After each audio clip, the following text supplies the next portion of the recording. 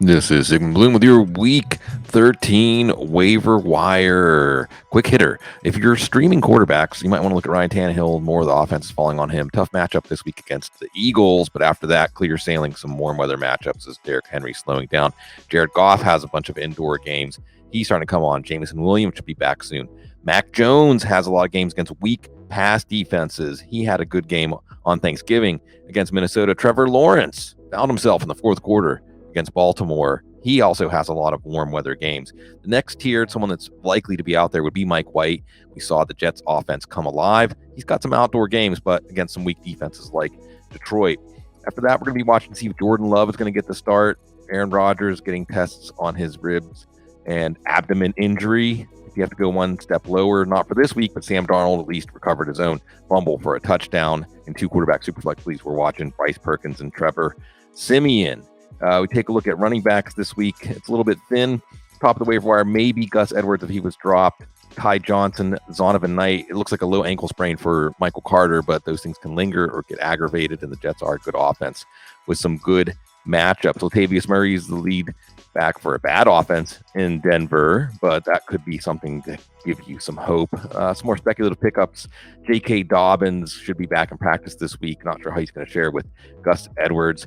Then we get to the backups. Again, Kenneth Gainwell, if Miles Sanders goes down, he's not truly the backup, but he would be the most valuable back in Philadelphia. Myles Gaskin, watch out for this one. Raheem Mostert's banged up. Jeff Wilson left with look like cramps. It's a great offense. Myles Gaskin is the next man up. Dontrell Hilliard should get more work with Derrick Henry wearing down. Alexander Mattison, of course, always behind Dalvin Cook. JaMycal Hasty gets on our radar. Travis Etienne sounds like he's going to be okay, but these foot issues can be tricky. Hasty looked good as a receiver. Zamir White with Josh Jacobs coming into the week on the injury report.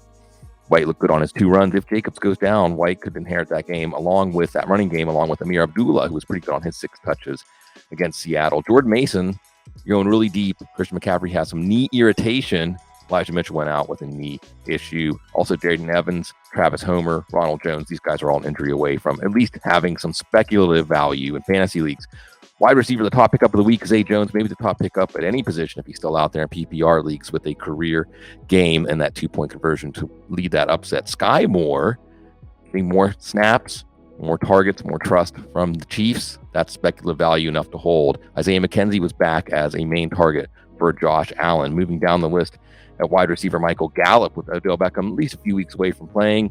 Looks like he's getting settled in as the number 2 receiver for Dallas. Elijah Moore, the number 3, 2A, 2B. We'll see with Mike White, but 2 targets, 2 catches, 60-plus yards, and a touchdown. DeAndre Carter has been good anytime Mike Williams has been out. So if Williams is out this week against Las Vegas, you have a pickup you can use. And likewise, we'll watch Jacoby Myers and his shoulder issue. New England's turning around and playing on a Thursday.